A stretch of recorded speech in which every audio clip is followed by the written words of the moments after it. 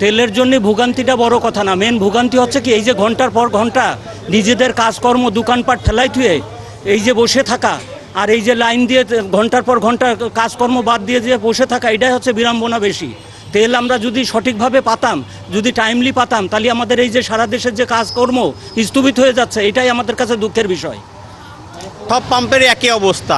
ভাইরা বলছে এখন নেই ভাই, বিকেলে আসেন। বিকেলে আসলাম, দেখা গেল কি কিছু গাড়ি দিয়ে তেল দিয়েছে, দেওয়ার পর আর তেল নাই। আবার সে একই জিনিস, ভাই আগামীকালকে বিকেলবেলা আসেন। আমরা এই বিকেলবেলা আসা যা করতে করতে যা ট্যাঙ্কিতে ছিল তাও আর নাই, তাই তেল পাচ্ছি না। তাহলে আমাদের এই ভোগান্তিটা দেখবে কে? সরকার না আপনাদের মতন মিডিয়ার লোক? আপনারা এটা জানান, বুঝান যে দেশের এই পরিণতি কেন, কি কারণে, আমাদের এই শেষটা কোথায় হবে? আসলে ভাই আমি এখানে যখন প্রথম দিন আমি তেল নিতে আসি, একজনের নাম্বার নিয়ে গেছিলাম যে কখন তেল আসবে, আমি সেইভাবে আসবো। আমি গতকালকেও জেনেছি যে 12টার দিকে হয়তো তেল দিতে পারে, সেই জন্য আসছি। আমি একটা জরুরি সেবায় চাকরি করি, স্কয়ার ফার্মাসিউটিক্যালে আছি। আমাদের তো অনেক দূর দূরান্তে যেতে হয়, তো সেক্ষেত্রে আমরা খুবই বিড়ম্বনার শিকার হচ্ছি।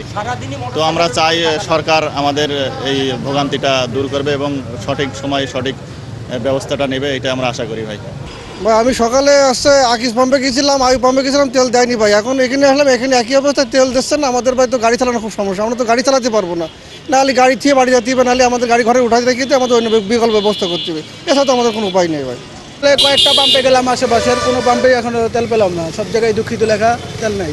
এই অবস্থায় চলছে বর্তমানে। এই যে দেখলে বুঝতে পারবেন আমার কাটা, আমি যে এই 4টা পাম্প ঘুরে এইখানে আসছি, এইখান থেকে আমি আমার গন্তব্যস্থলেও মানে গাড়ি চালায় যাইতে পারবো কিনা সেটার কোনো নিশ্চয়তা নেই। একে তো প্রতিষ্ঠানে যাওয়ার দেরি, দ্বিতীয়ত মনে করেন এই গাড়ি ঠেলে এই গরমের মধ্যে যাইতে হবে। 5টা পাম্পে গেছি শহরের মধ্যেই, যান্ত্রিক পাম্প থেকে শুরু করে এখন পর্যন্ত মনিরুদ্দিন পাম্পে আছি, এখানেও তেল নেই। তাহলে এই অবস্থায় চলতে থাকলে আসলে বলতেছে সরকার যে তেল আছে যথেষ্ট পরিমাণ মানে আছে, কিন্তু আসলে আমরা তো গ্রাহকরা পাচ্ছি না। আসলে এর সমাধান কোথায়, এটা সরকারের কাছে প্রশ্ন থাকলো।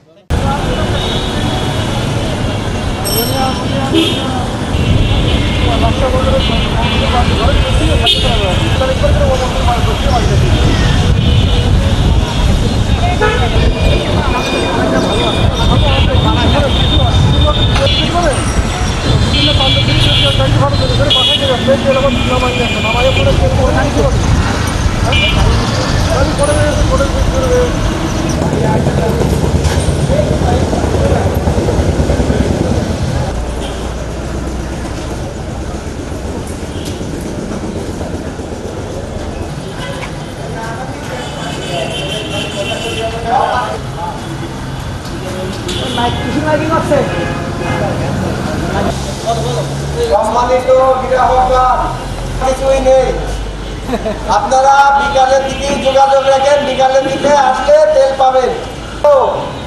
পেট্রোল, অকটেন, ডিজেল কোনো কিছুই নেই, সব শেষ হয়ে গেছে।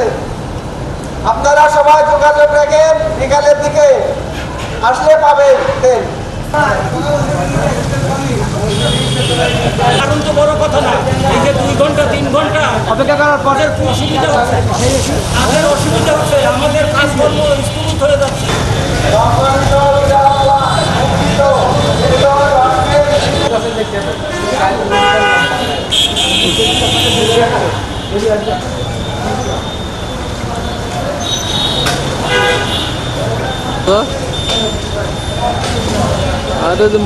মনিরুদ্দিন পাম্পে না দাদা বন্ধ একই সাথে।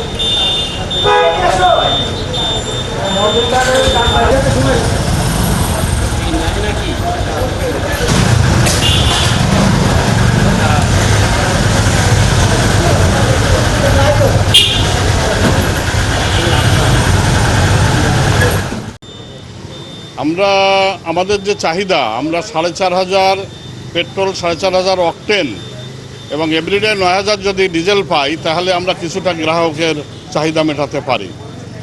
তো সেখানে আমরা এটা পাচ্ছি না। আমরা বিগত কয়েকদিন পেয়েছিলাম, আমরা তবুও দেখা যায় যে রাত 8টার মধ্যে শেষ হয়ে যায় বেচাকেনা। তো এখন কোটাভিত্তিক হিসাবে দিচ্ছে। এখন ডিপো থেকে যেটা তারা কোটাভিত্তিক হিসাবে আমাদেরকে দেবে, ওইটাই আমরা পাবো। ওখানে চার্ট টাঙিয়ে দেয় এবং চার্টে যেটা আমাদের কোনো ওখানে রিকোয়েস্ট খাটবে না যে আমাদের এটা দেন এতটা পরিমাণ। তো ওনারা ওইটা ওখানে নির্ধারণ করে সমস্ত এটা অবশ্য ওনারা বলেছেন যে আমরা যশোরে যতগুলো পাম্প আছে যশোর এরিয়ায় সবারই কোটাভিত্তিক হিসাবে আমরা একটা আমাদের যেটা আমাদের স্টকে থাকছে সেই হিসাবে আমরা আপনাদেরকে প্রোভাইড করছি। তাতে করে আমাদের গতকাল পেট্রোল অকটেন শেষ হয়ে গিয়েছে, কিছু অকটেন ছিল আজকে, তো আমরা 8টা থেকে দেওয়া শুরু করেছিলাম, শেষ হয়ে গেছে সামান্য কিছু। এখন আমাদের কাছে কিছুই নেই, তেল আসবে, তবে আমি যতটুকু শুনেছি আজকে আমাদের স্রেফ ডিজেল আসবে, আমরা পেট্রোল অকটেন পাচ্ছি না। তো এই মতো অবস্থায় ডিজেলটা হয়তো আসতে 3:30 4টা বাজতে পারে, এখনও গাড়ি লোড হয়নি। তো আসার পরে আমরা ডিজেলটা প্রোভাইড করতে পারবো।